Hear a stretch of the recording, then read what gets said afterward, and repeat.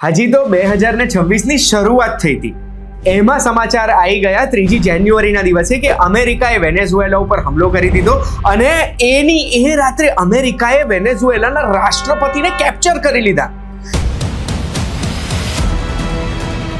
તો જો તમારે જાણવું હોય કે કઈ રીતે આ રાષ્ટ્રપતિને કેપ્ચર કર્યા અને કોઈ પણ દેશમાં જઈને એની મિલિટરી ફેસિલિટીમાં જઈને આટલા ઇઝીલી 2-3 કલાકમાં કેપ્ચર કઈ રીતે થાય છે એ સમજવું હોય ને તો સાચું કહું, આ વિડીયો આખો જોઈ લેજો. યો વોચિંગ સાચું કહું, મારું નામ છે ગુંજ ઠક્કર અને આ વિડીયોમાં એકદમ સરળતાથી તમે સમજી જવાના છો કે અમેરિકા અને વેનેઝુએલાની વચ્ચે પ્રોબ્લેમ હતી શું અને કઈ રીતે અમેરિકાએ આટલા ઇઝીલી એક દેશના રાષ્ટ્રપતિને કેપ્ચર કરી લીધા. તો સૌથી પહેલા સવાલ છે કે વેનેઝુએલા છે ક્યાં? તો નોર્થ અમેરિકા અને સાઉથ અમેરિકા આપણને ખબર છે. સાઉથ અમેરિકાના નોર્થમાં વેનેઝુએલા નામનો દેશ છે, જે દેશમાં દુનિયાના સૌથી વધારે ઓઇલ રિઝર્વ્સ છે. એટલે આપણને એવું લાગતું હોય કે સાઉદી અરેબિયા પાસે સૌથી વધારે તેલ છે, પણ ના, એના કરતાં પણ વધારે, એટલે 300 બિલિયન બેરલ્સનું રિઝર્વ્સ છે વેનેઝુએલા પાસે. આ 300 બિલિયન બેરલને આજના ભાવ એટલે $60 પ્રતિ બેરલ પ્રમાણે આપણે ગણીએ ને તો લગભગ $18 ટ્રિલિયન થયા. $18 ટ્રિલિયન એટલે આખા અમેરિકાની અત્યાર સુધીની જેટલી પણ ટોટલ નેશનલ ડેટ છે, ટોટલ દેવું છે, એનું અડધું એ લોકો સાફ કરી શકે, અડધું દેવું ઓછું કરી શકે અગર આ $18 ટ્રિલિયન એમને મળી જાય તો. દુનિયાભરમાં જેટલા પણ તેલના રિઝર્વ્સ છે ને એમાંથી 18% તેલના રિઝર્વ્સ હોવા છતાં બી આજે વેનેઝુએલા દુનિયાભરનું ટોટલ તેલની ડિમાન્ડનું 1% થી પણ ઓછું પૂરું કરે છે અને એનું કારણ શું છે ને આગળ તમને ખબર પડી જશે. હવે આ વેનેઝુએલા અને અમેરિકાની વચ્ચે 1999 સુધી સારા સંબંધો હતા, પણ 1999માં હ્યુગો ચાવેઝ ત્યાંના પ્રેસિડેન્ટ બને છે. હ્યુગો ચાવેઝ પ્રેસિડેન્ટ બન્યા એના પછી એ સોશિયલિઝમ તરફ આગળ વધવા લાગ્યા. અમેરિકાનું કેપિટલિઝમ, ઇમ્પિરિયલિઝમ, ડેમોક્રેટિક દેશ છે.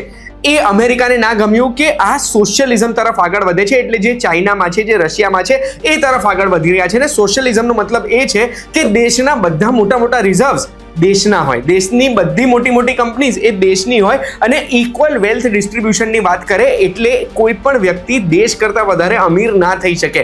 આ છે સોશિયલિઝમ. ને જેવી આ વાત બહાર પડી એવું અમેરિકાને ખટકવા લાગ્યું કે એમના જ હેમિસ્ફિયરમાં, એમની જ પડોશમાં એક એવો દેશ છે જે કદાચ કાલે ઉઠીને ચાઇનાથી કે રશિયાથી ઇન્સ્પાયર થઈ શકે છે. પછી 2002માં વેનેઝુએલામાં એક કૂનું અટેમ્પ્ટ થાય છે, એટલે ત્યાંના રાષ્ટ્રમાં સરકારનો પલટો કરવાનો પ્રયાસ કરવામાં આવે છે ફોર્સથી.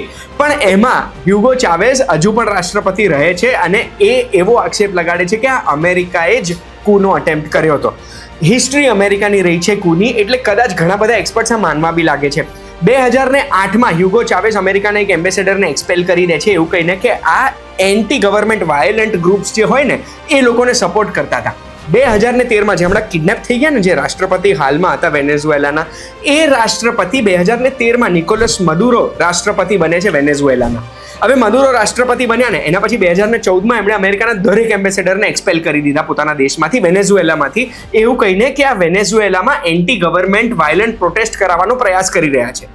પછી 2019માં ડોનાલ્ડ ટ્રમ્પે વેનેઝુએલામાં આ નિકોલસ મદુરોના ઓપોઝિશન કેન્ડિડેટને ત્યાંના રાષ્ટ્રપતિનો દરજ્જો આપ્યો. એટલે અમેરિકાએ એવું કીધું કે ભાઈ અમે તો એમને જ રાષ્ટ્રપતિ ગણીશું.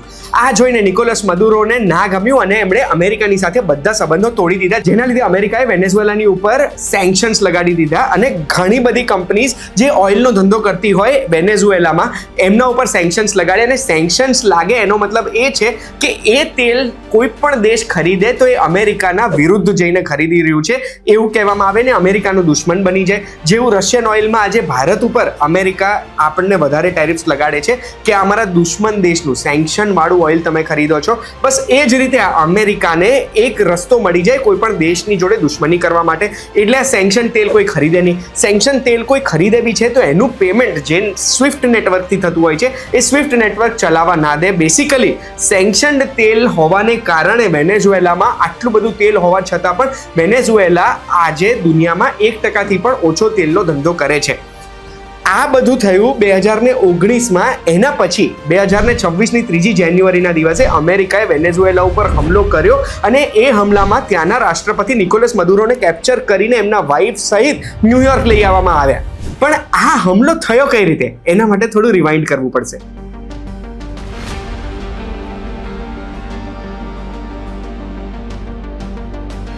ડોનાલ્ડ ટ્રમ્પની ફોરેન પોલિસીમાં એક વસ્તુ બહુ ચોખ્ખી છે કે એમને જોઈએ છે કે આખું વેસ્ટર્ન હેમિસ્ફિયર એટલે અમેરિકાની આજુબાજુ જેટલા પણ દેશો છે ને એ બધા દેશો સિંગલ અલાઇન હોવા જોઈએ, જે અમેરિકાના સમર્થનમાં હોવા જોઈએ, અમેરિકાના વિરુદ્ધમાં કોઈ જવું જ ના જોઈએ. અને જ્યારે બી વેનેઝુએલાનું નામ આવે ત્યારે એ ડોનાલ્ડ ટ્રમ્પને ક્યાંક ને ક્યાંક ખટકે. એમને પહેલી ટર્મમાં પણ વેનેઝુએલાને લઈને એમણે ઘણા બધા મોટા નિવેદનો કર્યા હતા, પણ જેવી બીજી ટર્મ શરૂ થઈને એવું તરત જ ડોનાલ્ડ ટ્રમ્પે વેનેઝુએલાને ડાયરેક્ટલી ટાર્ગેટ કરવાનું શરૂ કર્યું અને જે આ વેનેઝુએલા ઉપર હુમલો થયો ને એની શરૂઆત સપ્ટેમ્બર 2025માં થઈ. સપ્ટેમ્બર 2025માં ડોનાલ્ડ ટ્રમ્પ અને રિપબ્લિકન્સે ખાસા બધા સમય પછી એક જ વસ્તુ કહી રહ્યા હતા કે નાર્કો ટેરરિઝમ થઈ રહ્યો છે વેનેઝુએલાથી, એટલે વેનેઝુએલાથી નાની બોટમાં નાર્કોટિક સબસ્ટન્સીસ એટલે કોકેન અને ફેન્ટેલિન યુએસમાં આવી રહ્યું છે. એટલે 2 સપ્ટેમ્બર 2025ના દિવસે પહેલો અટેક થાય છે એક નાનકડી બોટ ઉપર ડ્રોનના માધ્યમથી. આ અટેકમાં બોટ ઉપર સવાર 11 લોકો અને બધું નાર્કોટિક્સ બળી જાય છે. સપ્ટેમ્બરથી આવા અટેક્સની શરૂઆત થઈ ગઈ. એના પછી 15મી ઓક્ટોબરે બીજું એક મોટું નિવેદન ટ્રમ્પે આપ્યું. ટ્રમ્પે ઓથોરિટી આપી દીધી CIA ને કે તમે અત્યારે વેનેઝુએલામાં જઈ શકો, તમારા ઓપરેટિવ્સ ત્યાં આગળ ગ્રાઉન્ડ ઉપર કામ કરી શકશે. પછી નવેમ્બરમાં અમેરિકાએ જાહેર કર્યું કે વેનેઝુએલાના કોસ્ટની આજુબાજુ મિલિટરી એક્સરસાઇઝ કરવામાં આવશે અને એના લીધે ત્યાં આગળ મિલિટરી બિલ્ડઅપ થઈ ગયું. એમના મોટા એરક્રાફ્ટ કેરિયર્સ, બધી નેવલ શિપ્સ ત્યાં આગળ, એમની ટોટલ ફ્લીટની 40% ફ્લીટ વેનેઝુએલાના કોસ્ટ પાસે આવી ગઈ અને એમણે નેવલ એક્સરસાઇઝ કરી. આ વેનેઝુએલાને ડરાવવાનો એક રસ્તો હતો. ડિસેમ્બર 10, 2025 અમેરિકાએ પહેલું ઓઇલ ટેન્કર સીઝ કર્યું જે વેનેઝુએલાથી નીકળ્યું હતું. એનો મતલબ એ છે કે આ પહેલી વખત અમેરિકાએ ડાયરેક્ટલી વેનેઝુએલાની જોડે એન્ગેજ કર્યું અને એમના દેશમાંથી નીકળેલું તેલ સીઝ કરી દીધું એ ટેન્કરની સાથે. 16મી ડિસેમ્બરે ડોનાલ્ડ ટ્રમ્પે જાહેર કર્યું કે હવે વેનેઝુએલામાં જેટલા પણ સેન્કશન્ડ ઓઇલ કંપનીઝ છે ને એના ઉપર બ્લોકેડ લગાડી દેવામાં આવશે. જે અમેરિકાની આટલી બધી શિપ્સ વેનેઝુએલાની આજુબાજુ ઘેરીને ઊભી હતી એ બધી શિપ્સે એક વસ્તુ ચોખ્ખી રાખી કે હવે વેનેઝુએલામાંથી નીકળેલું કોઈ બી ઓઇલ ટેન્કર હશે એ બહાર જઈ નહીં શકે. અને એવા ટોટલ 2 ઓઇલ ટેન્કર કેપ્ચર પણ કરી દીધા અમેરિકાએ. આ બ્લોકેડ પછી બી જે નાની બોટ્સ છે ને એના ઉપર અટેક ચાલુ જ હતો. એટલે લગભગ 30 બોટ ઉપર અટેક થયો હતો, જેમાં 100થી વધુ લોકોએ પોતાના જીવ પણ ગુમાયા. જેમાં એક ઇન્વેસ્ટિગેશન પણ ચાલુ થઈ ગઈ વ્હાઇટ હાઉસમાં કે આ જે અટેક થઈ રહ્યો છે તમે કઈ રીતે પ્રૂફ આપીને કહી શકો છો કે આ જેન્યુઇનલી નાર્કો ટેરરિસ્ટ જ છે અને આ નાર્કોટિક્સ ભરેલી બોટ ઉપર જ તમે અટેક કરી રહ્યા છો. લોકોના જે જીવ જઈ રહ્યા છે એની સામે તમારી પાસે પ્રૂફ શું છે? એક બાજુ આ ઇન્વેસ્ટિગેશન ચાલતી હતી, બીજી બાજુ 1 જાન્યુઆરી 2026ના દિવસે નિકોલસ મદુરો જે પ્રેસિડેન્ટ છે વેનેઝુએલાના, એમણે એક નિવેદન આપીને કીધું કે હું અમેરિકા સાથે વાત કરવા માટે હવે રેડી છું. પણ એમને નથી ખબર કે બહુ લેટ થઈ ગયું છે. લેટ એટલે થઈ ગયું હતું કે જે CIA ઓપરેટિવ્સ 15મી ઓક્ટોબરથી વેનેઝુએલામાં અંદર આવી ગયા હતા ને એમને ભાઈ બધું ખબર પડી ગઈ હતી કે નિકોલસ મદુરો ક્યાં હોય છે, કેવા ઘરમાં રહે છે, એની આજુબાજુ સિક્યોરિટી કેવી હોય છે, કેટલા વાગે ઉઠે છે, કેટલા વાગે નાસ્તો કરે છે, કોને મળે છે, કેવી વાતો કરે છે. એટલું જ નહીં, ફુએર્તે ટિયુના એટલે ફોર્ટ ટિયુના જે એક મિલિટરી કમ્પાઉન્ડ છે બહુ જ મોટું વેનેઝુએલાના કેપિટલ કારાકાસથી થોડુંક જ દૂર, એમાં નિકોલસ મદુરોનું ઘર કેવું છે, કેટલા સ્ટીલથી રીઇન્ફોર્સ કરેલું છે એ બધું CIA ઓપરેટિવ્સને ખબર હતી. એનો એવો ને એવો રેપ્લિકેટેડ ઢાંચો તૈયાર કરવામાં આવ્યો હતો જેના ઉપર special operatives delta ફોર્સે already practice કરી દીધી હતી કે કઈ રીતે એન્ટર થશે અને નિકોલસ મદુરોને કેપ્ચર કરીને બહાર નીકળશે. અને જેવી જાન્યુઆરી 3, 2026 આવીને એવું તરત જ રાતના 11:46 લોકલ ટાઈમ ડોનાલ્ડ ટ્રમ્પે અપ્રુવલ આપી દીધું અને કીધું કે જાઓ ચઢાઈ કરો વેનેઝુએલા ઉપર. એ ચઢાઈ કરીને નિકોલસ મદુરો એમના વાઇફ સહિત તમે અત્યારે લઈ આવો અહીંયા અમેરિકામાં. જેવું આ અપ્રુવલ આપ્યું એની પહેલા બી 1 મહિના પહેલા એક બહુ ક્રેઝી વસ્તુ થઈ હતી. ડિસેમ્બર મહિનામાં શું થયું હતું કે અમેરિકાના સ્પાય નેટવર્ક એટલે કદાચ CIA જ આ કર્યું હશે કે ત્યાંના લોકલ વેનેઝુએલાની જે પાવર ગ્રીડ હોય ને, જે પાવર લાઇન્સ, પાવર કંપની, એની ગ્રીડમાં એક માલવેર ઇન્સ્ટોલ કરી દીધો હતો. હવે આ જે માલવેર હતો એના લીધે શું થયું કે અમેરિકામાં બેઠા એક બટન દબાઈને આખા કારાકસની બધી લાઇટો બંધ કરી શકાય, અંધારું કરી શકાય. અને એ આપણે ઘણી બધી વિડીયોઝમાં પણ જોયું, ઘણી લાઈવ સ્ટ્રીમ ચાલતી હતી એમાં અંધારા થઈ ગયા. ઘણા વિડીયોઝમાં આપણને એવા પેચીસ દેખાય છે જ્યાં આખા શહેરમાં એટલી જગ્યામાં અંધારા છે. અને આ અંધારાનો ફાયદો ઉપાડીને એક જ સાથે 150 અલગ પ્લેન 20 અલગ બેઝ કાં તો એરક્રાફ્ટ કેરિયરમાંથી ટેક ઓફ કરીને એ આયા વેનેઝુએલામાં. આ કોઈ સાદા પ્લેન નતા. વેનેઝુએલા ઉપર આ ચાલુ કરેલા ઓપરેશન એબ્સોલ્યુટ રિઝોલ્વમાં જે 150 એરક્રાફ્ટ હતા એમાં હતા ફાઇટર એરક્રાફ્ટ જેમ કે F-22 રેપ્ટર, F-35 લાઇટનિંગ અને F-18 સુપર હોર્નેટ્સ. આ બધા અમેરિકન એરફોર્સના બધા સ્ટ્રોંગ વિમાનો છે. એના પછી બોમ્બર પ્લેન્સ પણ હતા કે જે બસ પાવર દેખાડવા માટે હતા કે ભાઈ અમારી જોડે આવા બધા બી છે. B-1B બોમ્બર્સ હતા, B-52 સ્ટ્રેટોફોર્ટ્રેસીસ હતા કે જે પ્લેન ખાલી ઉડીને જાય ને એમાં કોઈ પણ દેશ ફફડી ઉઠે.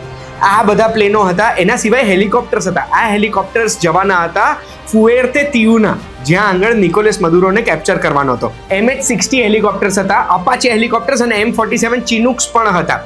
આ બધાએ એક સાથે હુમલો કર્યો. એની સાથે સાથે અલગ અલગ જગ્યાએથી મિસાઇલ્સ પણ છોડવામાં આવ્યા હતા. જે મિસાઇલ છે important infrastructure, air defence capabilities બધું નમ કરી નાખ્યું. S-300 મિસાઇલ સિસ્ટમ હતી જે આવા એરક્રાફ્ટને રોકવા માટે હતી. એના ઉપર પણ અટેક કરીને એને પણ ડિસેબલ કરી દેવામાં આવી હતી. તમે વિચારો, બીજા કોઈના દેશમાં એર સુપિરિયોરિટી એસ્ટેબ્લિશ કરી હોય ત્યારે જ બધા એરક્રાફ્ટ આ રીતે લો એંગલમાં ઉડી શકે અને પણ સેફલી. હવે વાત કરીએ ફુએર્તે તિયુઆનાની. ફુએર્તે તિયુઆનામાં ડેલ્ટા ફોર્સના કમાન્ડોઝ આ ચિનુક હેલિકોપ્ટરમાં ઉડીને પહોંચ્યા હતા. એમને ટ્રેનિંગ મળી ગઈ હતી. એમને ખબર હતી કે ક્યાં એક્ઝેક્ટલી જવાનું છે અને ત્યાં જવા માટે એમને ખબર હતી કેવી રીતે પહોંચવાનું છે. બધી પ્રેક્ટિસ કરેલી હતી. અપાચે હેલિકોપ્ટર્સે કવર આપ્યું અને એ બેઝના ઇમ્પોર્ટન્ટ ઇન્ફ્રાસ્ટ્રક્ચર ઉપર અટેક કરતા હતા મિસાઇલ્સથી. ત્યારે આ બધા કમાન્ડોઝ ઉતર્યા. એમણે ગેટ તોડ્યો, દિવાલો તોડી અને દરવાજો તોડીને નિકોલસ મદુરો એમના વાઈફને કેપ્ચર કરીને હેલિકોપ્ટરમાં બેસાડીને પાછા પોતાના નેવી શિપ ઉપર પહોંચી ગયા અને આ આખું જ ઓપરેશન 2.5 કલાકમાં પૂરું થઈ ગયું હતું. ઓપરેશન પત્યું એના પછી ડોનાલ્ડ ટ્રમ્પે નિકોલસ મદુરોનો આ ફોટો ટ્વીટ કર્યો ને તો બીજું કોઈ રિએક્શન આવે ના આવે, ગૂગલ ટ્રેન્ડ્સનો આ ચાર્ટ આપણને બતાડે છે કે નાઇકીનું જે ટેક જેકેટ જે નિકોલસ મદુરોએ પહેર્યું હતું ને એની સર્ચ વધી ગઈ અને આજે આપણે કોઈ પણ દેશની કોઈ પણ વેબસાઇટમાં સર્ચ કરીશું ને તો આ જેકેટ આપણને સોલ્ડ આઉટ મળશે. આખું ઓપરેશન કમ્પ્લીટ થયું. એમાં કોઈ પણ અમેરિકન સોલ્જરનો જીવ તો ગયો જ નહીં. એમનું કોઈ પણ ઇક્વિપમેન્ટમાં મેજર ડેમેજ ના આવ્યો. હા, ખાલી એક હેલિકોપ્ટરમાં થોડો ડેમેજ આવ્યો તો એના ઉપર ફાયરિંગ થઈ હતી એટલે, પણ એ બી ઉડીને પોતાના શિપ સુધી તો પહોંચી જ ગયો. તો હવે મુખ્ય સવાલ એ થાય છે કે અમેરિકાએ જે વેનેઝુએલા ઉપર આવી રીતે અટેક કર્યો ને ત્યાંના રાષ્ટ્રપતિને કેપ્ચર કરી લીધા, એની પાછળનું જસ્ટિફિકેશન શું છે? તો એના મુખ્ય 2 કારણ છે. પહેલા તો અમેરિકા એવું કહે છે કે આ જે તેલ છે ને, આટલું બધું તેલ વેચીને એ લોકો પૈસા ભેગા કરીને એ અમેરિકાની વિરુદ્ધ યુઝ કરે છે અને મેઇનલી એ 2 રીતે યુઝ કરે છે. સૌથી પહેલું, એમના જે ગેંગ મેમ્બર્સ છે વેનેઝુએલાના, એમનું માઇગ્રેશન અમેરિકામાં કરાવે છે. એવી એક યુએનની રિપોર્ટ છે, એવું કહે છે કે લગભગ 8 મિલિયન એટલે 80 લાખ લોકો 2013થી અત્યાર સુધી વેનેઝુએલામાંથી માઇગ્રેટ થયા છે. એટલે કારણ કે વેનેઝુએલામાં એમને ઇકોનોમિક ઓપોર્ચ્યુનિટી નથી મળતી, કમાવાની તક નથી મળતી, પૈસા નથી અને એટલે માઇગ્રેટ થયા છે.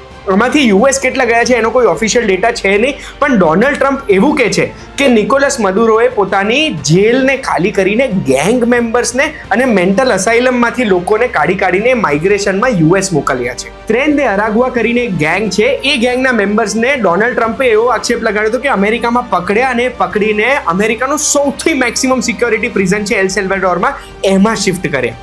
એના પછી બીજું કારણ એ આપે છે નાર્કો ટેરરિઝમ. એનો મતલબ એ કહે છે કે કોકેન અને ફેન્ટેનિલ આ બંનેઓને એ વેનેઝુએલાના માધ્યમથી યુએસ પહોંચાડે છે અને યુએસ પહોંચાડીને એ પૈસાને અમેરિકાની વિરુદ્ધ જ યુઝ કરે છે.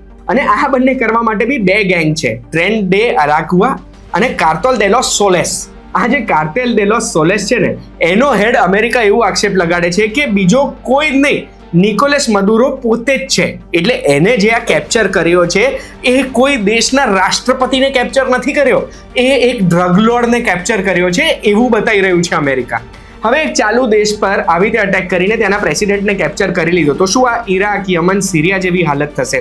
તો અમેરિકા એવું કહે છે કે આમાં એવું નહીં થાય. ડેલ્સી રોડ્રિગેઝ ને ત્યાંના ડિફેન્સ મિનિસ્ટરનો સપોર્ટ છે ને ડેલ્સી રોડ્રિગેઝ ત્યાંની વાઇસ પ્રેસિડેન્ટ છે, એ વેનેઝુએલાને ચલાવશે. આમાં એક ઇન્ટરેસ્ટિંગ વસ્તુ કહેવા માંગુ છું. મારિયા મચાડો આ ત્યાંની એક ઓપોઝિશન લીડર છે. એવું કહેવામાં આવે છે કે લાસ્ટ યરનું ઇલેક્શન 2025માં વેનેઝુએલામાં એ જીત્યા હતા, પણ નિકોલસ મદુરોએ એને એક્સેપ્ટ નહોતું કર્યું. આ મારિયા મચાડોને 2025માં નોબેલ પીસ પ્રાઇઝ પણ મળ્યો હતો. આ એ જ નોબેલ પીસ પ્રાઇઝ છે જે ડોનાલ્ડ ટ્રમ્પને જોઈતો તો, યાદ છે? હવે એ મારિયા મચાડોને મળ્યો હતો, પણ ડોનાલ્ડ ટ્રમ્પે ક્યાંય બી એવું નથી કીધું કે મારિયા મચાડો અત્યારે દેશને ચલાવશે. એ લાસ્ટ યરનું ઇલેક્શન જીત્યા હતા. ડોનાલ્ડ ટ્રમ્પ એવું કહે છે કે એમને રિસ્પેક્ટ નથી, એમને સમર્થન નથી એમના દેશમાં અને એટલે એ દેશને નહીં ચલાવી શકે. આ બાજુ નિકોલસ મદુરો અને એમની વાઇફ જોડે શું થશે? તો ન્યુયોર્ક મેટ્રોપોલિટન કોર્ટમાં એ પહોંચી ગયા છે. એ ન્યુયોર્કમાં એમના વિરુદ્ધ એક કેસ ચાલશે અને કેસનું આઉટકમ શું આવે છે એના પછી ખબર પડશે. પણ એક વસ્તુ તમે વિચારી છે કે જ્યારે કોઈ પણ દેશ આટલો મોટો અટેક કરે છે ત્યારે એમના એક પણ સોલ્જરને કંઈ પણ ઈજા વગર બધા સોલ્જર્સ, બધા હેલિકોપ્ટર્સ, બધા એરક્રાફ્ટ બહાર નીકળી જાય ત્યારે મને એક વસ્તુનો સંદેહ થાય છે. મને એ થાય છે કે આમાં કંઈક અંદર બીજું સંડોવાયેલું હોવું જોઈએ.